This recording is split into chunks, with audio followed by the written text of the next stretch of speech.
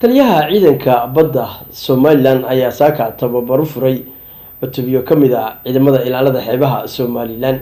tababarkan oo ay bixinayaan khubaro Swedish ah ayaa ka kooban 3 qaybood, iyadoo tababarka koowaad ee ciidamada badda la siin doono uu noqon doono badbaadada badda ama sidii ay badda wax uga badbaadin lahaayeen naftoodana uga badbaadin lahaayeen haddii dhibaato ay ku timaado inta ay ku dhex jiraan hawlgallada badweynta dhexdeeda.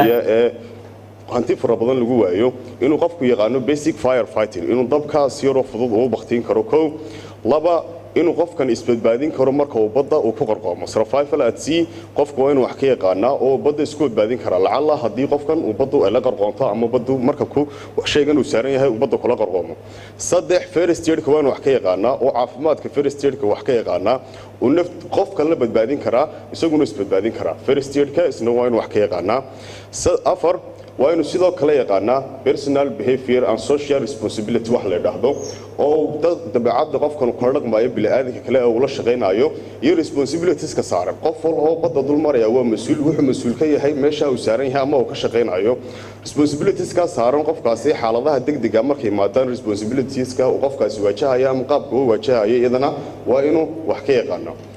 tababarkani waxa uu tababarkii ugu horeeyay oo 3 tababar ah oo mashruuc la yiraahdo Swedish boat amba dooniyo ay maalgelisay dawladda Sweden oo insha Allah inoo iman doona hordhaca marka laba tababar oo kala ku xigi doona kan waa kii ugu horeeyay waa STCW amba safety at sea ama badbaadada qofku inuu markuu badda uu joogo wixii uu baahan yahay ama badbaadadii uu baahan yahay inuu lahaado. laba tababar oo kala inagu xigi doona haddii la yiraahdo oo yahay technique ka galana nautica. labada tababar ee dambe waxa jeedin doona khubaro ka timid dawladda Sweden insha Allah oo madaxu yahay doonta sidii 3 doone cusub la keenay insha Allah la keeni doona. waxay iska leeyihiin khibrad gooniya iyo gacan ku hayn gooniya. marka tababarkaas wuxuu ku xirnaan doonaa sidii ay cidda doonta fuulayso ay u yeelan lahayd khibradda goonida ah ee looga baahan yahay doontaasi. intaas kadibna waxaa hadalka qaatay mas'uuliyiinta gobolka iyo degmada Berbera oo iyagu sheegay inay had iyo jeer la barbar taagan yihiin ciidanka badda sidii ay hawlahooda qaran u gudan lahaayeen. waxayna soo dhaweeyeen tababarkan casriga ah ee la siinayo ciidamada badda Somaliland.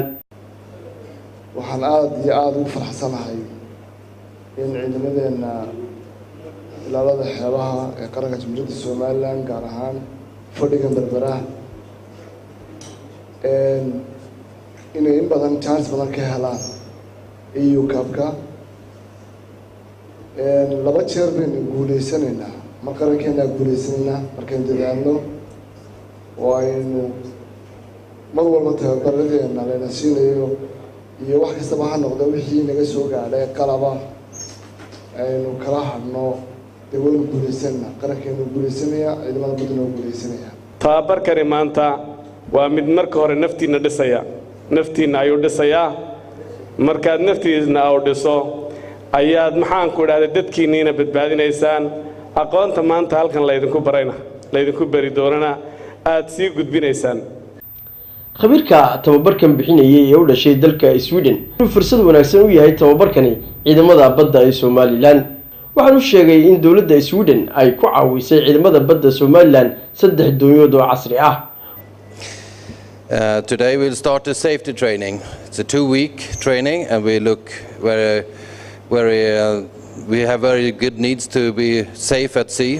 If something goes wrong, it could be terrible. So that's why we're spending the whole 2 weeks on the safety training. To support the implementation of the law, EU Cup has, together with the Somaliland Coast Guard, obtained a donation from Sweden. And there are 3 boats that will be donated. And they were, right now, they are on the road, so to say, on a big ship, planning to attend to Berbera in the 10 or 15 of October. ugu dambeyntiina taliyaha guud ee ciidamada badda Somaliland ayaa hadalka lagu soo dhaweeyay. xumrood ba qayb qaadanaya waxay socon doontaa 2 wiig bay socon doontaa hadii la ka dhigo. waxaan jecelahay dhageysataan waa aqoonta aad qaataan doonyaha 3 xabo ee la siiyay electronic bisha 10 imanaya bisha 10 imanaya sidii aan ugu shaqayn lahayn doonyadaasi waxay naga buuxin doonaan gaab badan oo naga bannaanaa shaqadeennu waa shaqo ballaaran waxaan rabaa inaan ilaalino wax alla wixii badda kontrabaan ahaa iyo wax alla wixii mataqaana sharcigan khilaafiya waxay ina tagi doonaan inaynu helno weelkii aynu ku ordi lahayn aynu ku dagaalami lahayn awal waxayna mataqaana waxa uma hayno laakiin way noo bilaabatay وياسين جامع علي تلفزيون كعالمي قاعد برشة تي في مقالة حبيت بربراء